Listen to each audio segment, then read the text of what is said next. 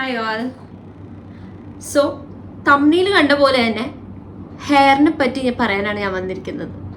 എന്താണെന്ന് വെച്ചാൽ, please don't straight or smooth your hair. Please don't. Never and ever again. If you have done, never and ever again, please don't.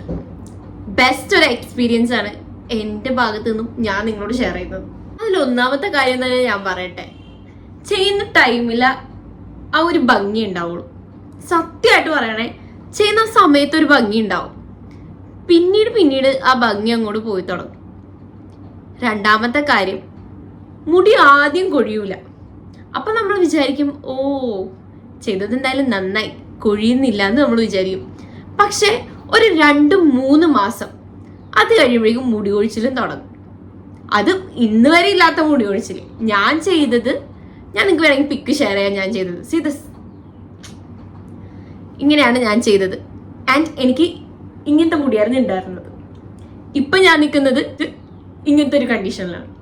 Actually വീട്ടിലൊക്കെ എന്നെ വിളിക്കാത്ത ചീത്തയില്ല ഈ ഒരു മുടി ഇങ്ങനെ ചെയ്തു എന്ന് പറഞ്ഞു.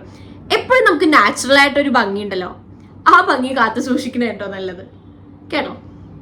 ആ ചെയ്യുന്ന ടൈമിലുണ്ടാവുന്ന ആ ഒരു ഭംഗി അല്ലാണ്ട് വേറെ ഒരു തേങ്ങയും ഹെയർ സ്മൂത്ത് ചെയ്യുമ്പോഴേക്കും ഉണ്ടാവില്ല. ഫസ്റ്റ് തിങ് തന്നെ നമ്മുടെ ഹെയറിൻ്റെ ഫോളിക്കിൾസ് അല്ല, ഹെയറിൻ്റെ സെൽ ചത്തുപോകും, ഡെഡാവും. ആദ്യം ചെയ്യുമ്പോഴൊക്കെ ലൈക്ക് കൊഴിയാതെയൊക്കെ നമുക്ക് ഫീൽ ചെയ്യും. പക്ഷെ ചെയ്ത് കഴിഞ്ഞ് ഒരു 3 to 4 months കഴിയുമ്പോഴേക്കും തന്നെ നമ്മുടെ മുടി നന്നായിട്ട് കൊഴിഞ്ഞു പോകാൻ തുടങ്ങും. മാത്രമല്ല, ഇതിന് കുറെ ടേംസ് ആൻഡ് കണ്ടീഷൻസ് ഉണ്ട്. Even if you are doing smoothening or straightening, ആ terms and conditions definitely you have to follow. Otherwise നമ്മുടെ മുടിക്കുണ്ടാവുന്ന ഭവിഷ്യത്ത് വേറെ തന്നെ. ആൻഡ് ടൈം ഉണ്ട് സെൽഫ് കെയർ ചെയ്യാനെങ്കിൽ you can definitely do it. എന്നെ സംബന്ധിച്ച് എനിക്ക് നമ്മൾ എങ്ങനെയാ ചെയ്യുക, ലൈക്ക് നമ്മൾ ചെയ്തു കഴിഞ്ഞാലും ഞാൻ കെയർ ചെയ്യാറുണ്ടായിരുന്നില്ല. നന്നായിട്ട് കെയർ ചെയ്യുന്ന ഒരാളാണ്, എപ്പോഴും പോയി സ്പാ ചെയ്യും, എപ്പോഴും നല്ല രീതിക്ക് മസാജ് ചെയ്യാതെയൊക്കെ സൂക്ഷിച്ചാൽ may be it will work. But according to me and എന്നെ പോലത്തെ ആൾക്കാർക്ക് ഇത് വർക്കാവില്ല. So please be careful why you are doing it. അതൊക്കെ പോട്ടെ. എൻ്റെ ഇത്ര ഉണ്ടായിരുന്ന മുടി ഞാൻ ഇത്ര ആക്കി. പത്തറ്റിക്, എങ്ങനെ പറയണ്ടേന്നറിയില്ല. സങ്കടം വന്നുപോയി. ഉണ്ടായിരുന്ന ഉള്ളു മൊത്തം പോയി. സത്യമായിട്ടും ഉണ്ടായിരുന്ന ആകെ ഇത്തിരി ഉണ്ടായിരുന്നു, അതും പോയപ്പോഴേക്കും എനിക്ക് ഭയങ്കര പ്രയാസമായിരുന്നു. പിന്നെ പറയുകയാണെങ്കിലേ, ഓയിൽ ചെയ്യാൻ പറ്റില്ല, മസാജ് ചെയ്യാൻ പറ്റില്ല, ഒന്നും ചെയ്യാൻ പറ്റില്ല. ആ ഒരു അവസ്ഥ എപ്പോഴും നമ്മൾ ഇങ്ങനെ ഇട്ടുകൊണ്ടേയിരിക്കണം. മാത്രമല്ല, അതൊന്ന് ലൈക്ക് സ്ട്രെയിറ്റനിങ് ഇവിടെ നിന്ന് വളർന്ന് തുടങ്ങുമ്പോഴല്ലോ, ഇവിടെ നിന്ന് നമ്മുടെ ഹെയർ വളർന്നു തുടങ്ങുമ്പോൾ നമ്മളത് അയൺ ചെയ്ത് അവിടെ നിന്ന് കൊടുത്തില്ലെങ്കിൽ ഇവിടെ ഉണ്ടാവുന്ന വൃത്തിയേട് വേറെയാണ്. കാരണം ഈ ഒരു പോർഷൻ വേറെ ഹെയറും ബാക്കി താഴത്തോട്ട് വേറെ ഹെയറും. നിങ്ങൾ അത് അനുഭവിക്കാൻ റെഡി ആണെങ്കിൽ യു ക്യാൻ കേട്ടോ.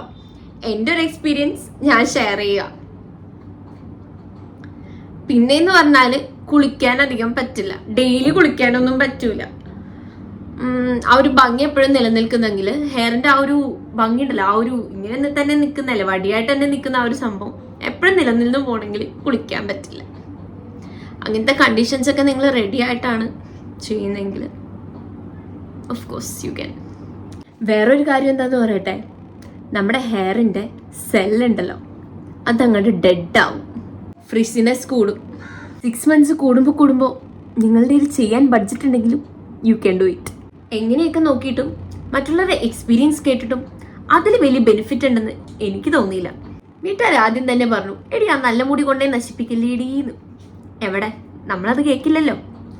മതിയും കൊതിയും കേട്ട് അനുഭവിച്ചപ്പോൾ എനിക്ക് ഹാപ്പി. നിങ്ങളുടെ പ്ലാൻ എന്താ?